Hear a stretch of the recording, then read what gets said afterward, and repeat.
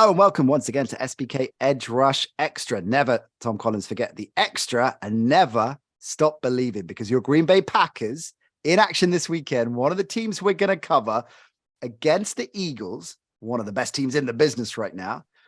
And the playoff dream is still just about alive. I looked into the statistics here. 538, a well-known projector. If the Eagles win, the Packers postseason projection, chances of the Green Bay Packers making the playoffs drops to what percent, do you think? So if the Packers lose against Philly, what does that shred the percentage chances to making the playoffs? I'm saying 3%. You are sage-like, Tom Collins. Is exactly that 3%. if the Packers don't get it done. We'll get to that game in a bit. We're going to talk 49ers Saints, but we're going to lead off with Bengals Titans. I think the game of the weekend, right?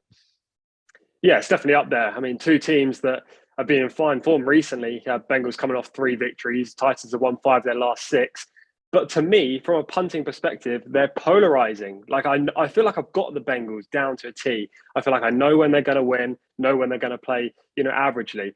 Tennessee Titans, I cannot get them right now. Not once have I got them right this season. Last week, I thought the Packers would beat them on Thursday night. Didn't pan out that way at all. They've been, again, one of the most underestimated teams in the NFL. And a lot of the reason is because of Ryan Tannehill. And this game, of course, is the Ryan Tannehill revenge tour, because in the playoffs last season, this was when everything fell off the tracks and the sky fell in for Tannehill. Had an absolutely nightmare game, which began the cacophony of doubt and haters. And if they're going to, here's a team that's contended for a number of years, erroneously suggested that they're built around Derrick Henry and Derrick Henry only, that he's the only part of the offense. But as we've talked about on this show, and we talk about over on the NC show, Henry, of course, is a superstar, but he enables all kinds of stuff to happen with the passing game. The play action has been hugely effective, and Tannehill has been a great quarterback for them over the last couple of years.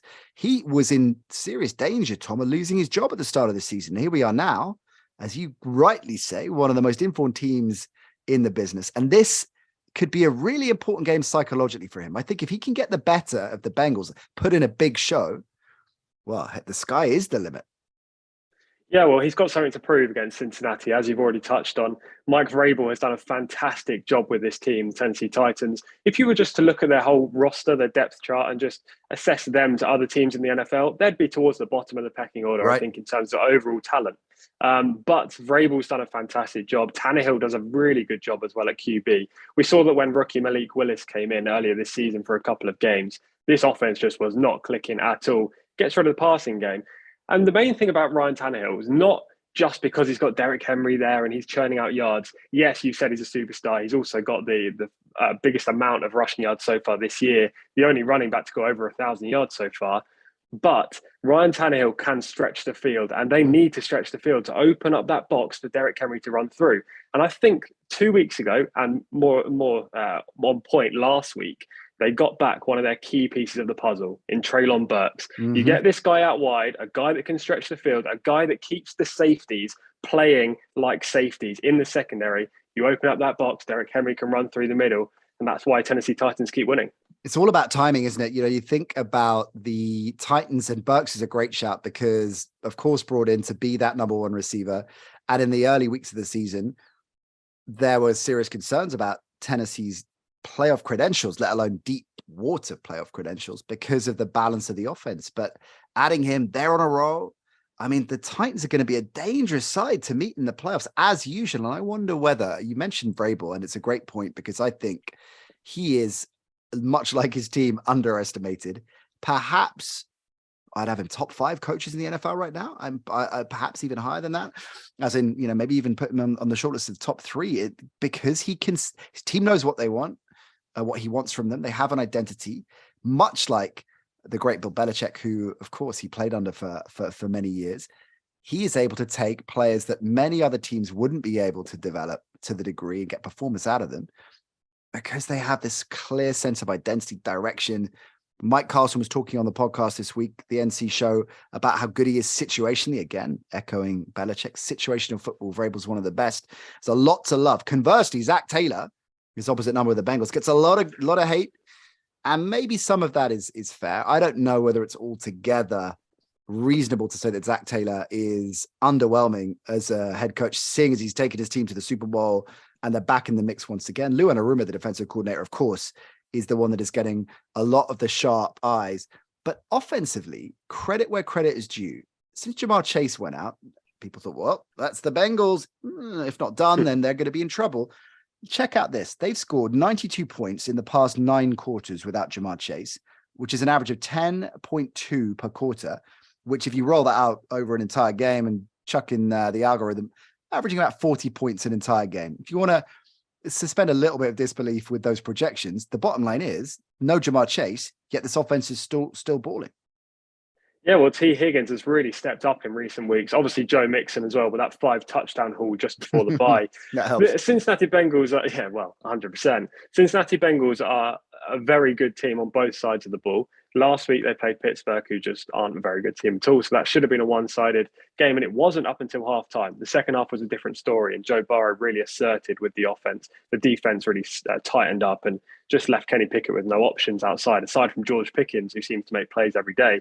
But I have a couple of worries about the Cincinnati Bengals this week. One, T. Higgins looked hurt last week on a couple of occasions. He's not playing 100%, which is, kind of expected at this point of the season for most wide receivers. But if he's slightly injured, you've got Jamar Chase out, and then crucially, Joe Mixon picked up a concussion last week, leaving Samaje Perine as the lead running back. You might be down 2 of your best 4 weapons on offense, the other 2 being T. Higgins, who could be a half fit, and Joe Burrow, of course. So there are reasons why the Bengals may not be putting up 40 points this week. I think it's a really difficult game to assess from a punting perspective. The Bengals are 1.5 points favourites on the spread, but they're travelling to Tennessee. It's a really difficult game. I wouldn't be punting money line or on the handicap in this game. I'd be looking at the over-under. It's currently set at 42.5. Now, I think that line's pretty high. It sounds low, but I think it's pretty high because Tennessee, they've played obviously 10 games so far this season. Only 3 of those games, the total has gone above 42.5. They're a team that tends to fight out low-scoring contests between, no matter if they're facing a team with a good offense or a team with a bad offense. Meanwhile, the Bengals are obviously down some offensive weapons. So I might be playing the under there, under 42.5 in this for me now. Okay, that's the play from Tom for that one. What about Saints 49ers? The 49ers really starting to find their mojo, aren't they? The offense looking like it is amongst the most dangerous in the NFL. The addition of McCaffrey, of course, the return of Debo, Kyle Shanahan, the creative genius painting on a canvas, and it's only going to get better and better as a result. The more he understands what he can do with all these brilliant players that he's got. Again, a real clear sense of identity with his scheme. I mean, the 49ers, we know what they're capable of defensively as well. And the injuries have stifled them a little bit, but they're starting to time things right too. And the Saints, well, they're going in the diametric opposite trajectory, right? Listen to this. This is New Orleans have now allowed an average of 184 yards rushing per game in the last 3 weeks. And 2 of those 3 to Pittsburgh and the Rams, who were towards the bottom of the league in terms of rushing, has filled their boots. So you look at that and think about the versatility and the range of the ground attack with McCaffrey and Debo and co. I mean, this could be a devastatingly landslide win for the 49ers, couldn't it? Oh, I'm so glad you set it up like that because, well, I mean, I've got so many points to say about this game. But firstly, I love that stat. I think that's probably my main angle also coming into the game. The Saints are terrible against the rush at the moment, and 49ers are arguably the best running team in the league, or have the most weapons at least. Yeah, also, that's a good important distinction. The kind of heart that you don't know what's going to come at you next. Suddenly Debo's out the backfield. I mean, the versatility with top tier talent just makes them devastating, terrifying if you're trying to scheme against that. Well, 100%. As you say, you've got Debo, you've got CMC. I mean, if those 2 weapons aren't enough, you've also got Elijah Mitchell, who's now back from injury and running the ball like a man possessed. And you can have Carl Juszczyk as well. I mean, they've just got so many weapons. They can run the ball left, right, through the middle, sweeps, tosses, all sorts, and they'll get the job done. And also, another key stat, the Saints are the worst team in the league right now with turnover differential at -12, which is obviously massive. They've had 19 giveaways so far this year, largely due to the fact that their quarterback situation's still up in the air. They still believe in Andy Dalton. Jameis Winston's on the bench. I don't necessarily agree with that, but Dalton's been playing okay. He played quite well against the Rams on Sunday. But that turnover differential, if they start fumbling the ball, throwing interceptions, as you've touched on, I think this could really be a blowout. The 49ers are 9-point favourites on the spread right now. The over-under is set to 43. But, I mean, before I touch on my selection, I don't know about you, Nat, but aside from the Packers, who obviously I support, I think the 49ers are like my second team because I love watching them. And I'm a believer this year that they could really go on a long playoff run because they just seem to have it all. We were talking, Mike and I, on the pod. One of our listeners fired in a question about the difference in the goal between the AFC and the NFC, and we kind of agreed that there isn't really that much of a gulf when you look at Super Bowl contenders. So you look at the power rankings, look at teams in either conference that you think can legitimately be a Super Bowl contender. So if you take a team, for example, like the Giants, right? The Giants, maybe even I'd throw an apology, Seahawks fans, the Hawks in here as well. Great stories, quite conceivably make the playoffs. I'm not convinced they're Super Bowl contenders, right? So it's not, this is a good team, it's a legit team, is it a playoff team? It's a Super Bowl team. You've obviously got the Bills and the Chiefs in the AFC. I think you throw Miami in the mix as a danger that you could believe could win the Super Bowl. In the NFC, you've got, well, it depends where you sit on Philly, whether their record is deceptive, but I think most people would consider them as, you're shaking your head, Tommy. You're a Philly, not buying Philly. I'm not a believer. Okay. Not a believer. We'll come to them shortly. We will. So we'll talk about them in the Packers game. You've got the Dallas Cowboys, of course, Tampa Bay. We said on this very show, it would not surprise us at all. Brady and co getting in groove at the right time. They're a Super Bowl contender with what they've got there. So I think it's pretty even. And the 49ers have to be in that mix. So you look at records, sure, they might not necessarily be high up there on everybody's power rankings right now. They are a legit Super Bowl contender. Great defense, an offense that's only going to get stronger and stronger. One of the best coaches in the business. Love them, love watching them. And I think 9's a difficult number, but I think this is a double-digit blowout. I'm big on the 49ers in this one. Packers, Eagles, Tom. Tell me where you're going here. Yeah, so really, I mean, just to touch on that last game quickly, I also agree with you. I think that a 9-point spread, it sounds like a huge number, 2 scores, but I really do think the 49ers will blow out the Saints. I reckon that's the banker of the week if you're looking at the handicap. Is it your Drew Lock of the week? But it's not the Drew Lock of the week. Check that out on SBK Edge Rush. I'm 4-0 right now, Nat. I mean, every week you keep that 100% streak going is certainly for all of our listeners and viewers delighted because you're helping them out. I love it for that reason, but particularly because Propo's just getting more and more nervous. There's a new sheriff in town. I mean, he is. I had to wait until Wednesday to get a message from Propo saying, well done for the Sunday selection. I mean, it was really a long wait, Nat. Grudgingly, type that furiously. I can feel it. Hey, my Drew Lock landed as well. The Patriots came good for me. The comeback kid is on. What a way to win as well. What a way to land the Drew Lock. That is definitely the bad Drew Lock karma I've been having. And listen to SBK Edge Rush over the season. There have been some improbable, everyone's got bad beat stories, right? There have been some ridiculous bad beat stories. That leveled up. That was the equilibrium. The cosmic universe was telling me, okay, we'll give you a break. We'll give you a break this time. Fair enough. Packers, Eagles. So you've shown your hand a little bit, not buying the Eagles. Are you buying? Wait a minute. Are you telling me that the comeback is on for the Packers and they get it started against Philly this weekend? Oh, nah. Well, you know what? I really want to believe. I really do. And you know what? I had some hope.